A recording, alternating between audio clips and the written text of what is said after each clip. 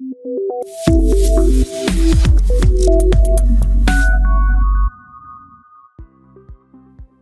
everyone, welcome back to CodeChef. In part 1, we learned how to read simple inputs using scanf and getCard. But what if you need to read an entire sentence with spaces? Or what if scanf starts behaving strangely with characters? In part 2, we are solving these problems and mastering advanced input techniques. By the end of part 2, you will understand how to use fgets to read complete lines of text including spaces, and you will learn how to handle the tricky white space issues that scanf can cause. These skills are essential for reading names, sentences, and any text input with spaces, making your program truly user-friendly. Before we learn fgets, let's understand why we need it. We learned that scanf can read strings using %s. But there's a big limitation. Scanf stops reading at the first white space. For example, user types John Doe. What scanf reads is John only, and the space and Doe are left unread. Why does this happen? When you use %s with scanf, it reads characters until it hits a space, tab, or a new line.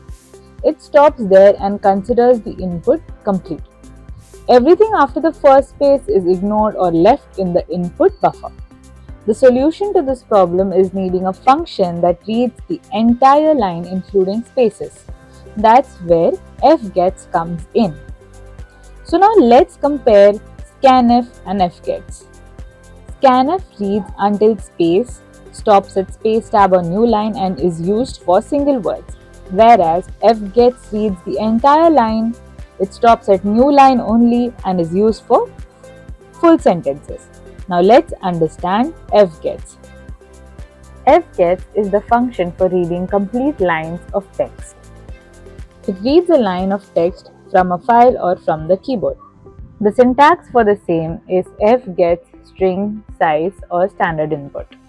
The three parameters are string, the character array where input will be stored, size, the maximum number of characters to read, and the standard input where to read from. How fgets works is, it reads characters from keyboard, it continues reading until a new line character is encountered. Maximum size is reached or the end of file is reached.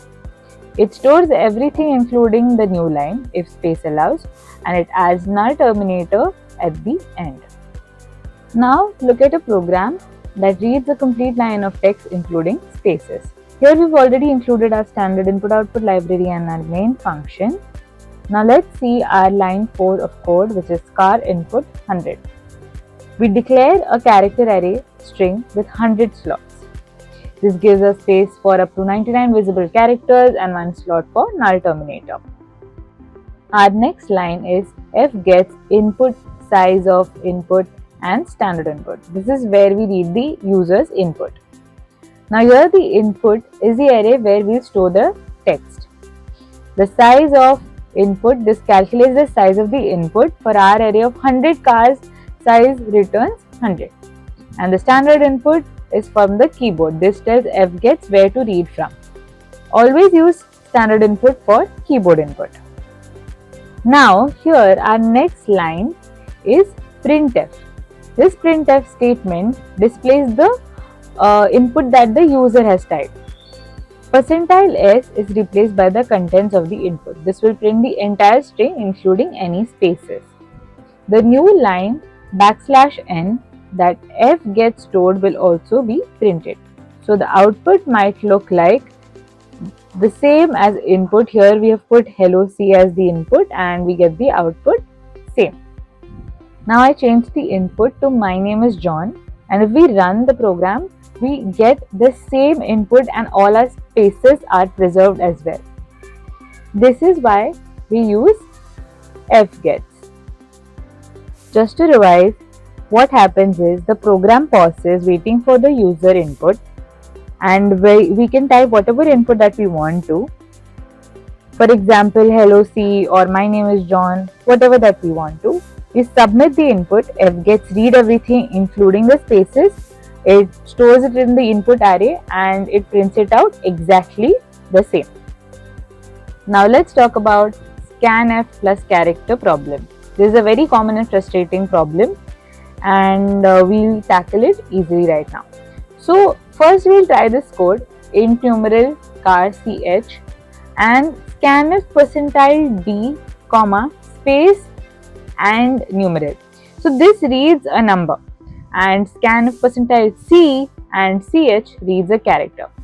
What happens here is the program reads the number correctly, but it seems to skip the character input. User never gets a chance to type a character. Why does this happen is, when you type a number and press enter, scanf reads the number, but the enter key creates a new line character, and this \n stays in the input buffer. So when scanf percentile c runs, it reads the leftover \n instead of waiting for a new input. Now here's an example. The user types 25 and presses the enter key.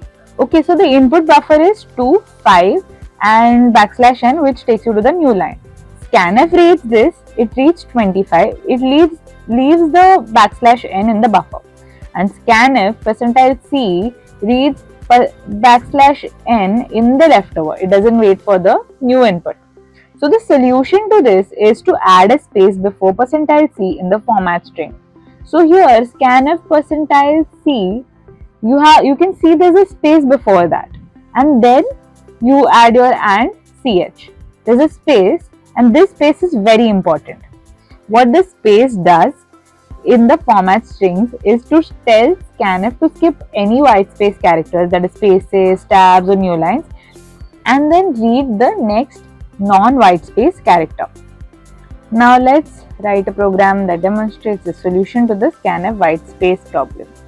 Again, we've included our standard input-output library and our main function. We declare an integer variable to store a number from the user at int numeral, and in char ch we declare a character variable to store a single character from the user. Now here in scanf we read an integer from the user. What happens is user types a number, for example 25, and user presses enter, which creates a new line. Scanf reads 25 and stores it in the numeral. Now it is important that \n or the new line, which has been created due to pressing of the enter, stays in the input buffer. Alright, so the next scanf, this is a very important line. You should notice the space between scanf and percentile c. This space right here is very critical. Now without the space it would be wrong. It would read the leftover \n from the buffer. The user never gets to type a character and the program will skip this input. So with the space, now it skips any leading white space characters including spaces, tabs, new lines, then reads the next non-white space character. Now this printf displays both inputs. First the percentile d, which is replaced by the number input that we've given, and the percentile c, which is replaced by the character. So if the user has entered 25 and a, for example, in this we have already entered, the output is going to be number 25 and character a. Now let's try running this. Yeah, right. But if in case here we put the number as 100 and suppose we don't give a character and we try running this code, the input becomes number 100 and character question mark, because we've not given any input for the character, nothing is visible, and it reads the new line. Now let's summarize all the input functions we've learned. The scanf is a formatted input. The purpose is to read formatted data. The syntax is scanf percentile d, comma and variable. Now getChar is single character. It reads one character. The syntax is character is equal to getChar. And fgets is full line input. The purpose is to read entire line with spaces. The syntax is fgets string, size, standard input. Here's a simple decision tree that will help you remember which input function to use when. So if you need to read input and if it's a single character, use getChar. And if you need to read an input and it's a number, use scanf with %d or %f or %lf. If it's a single word with no spaces, use scanf with %s. And if it's a full line with spaces, use fgets. Excellent work completing both parts of input operations. You now have all the tools to create truly interactive programs that can read any type of user input. Head over to CodeChef and practice combining different input functions. Keep practicing and I'll see you in the next one. Happy coding!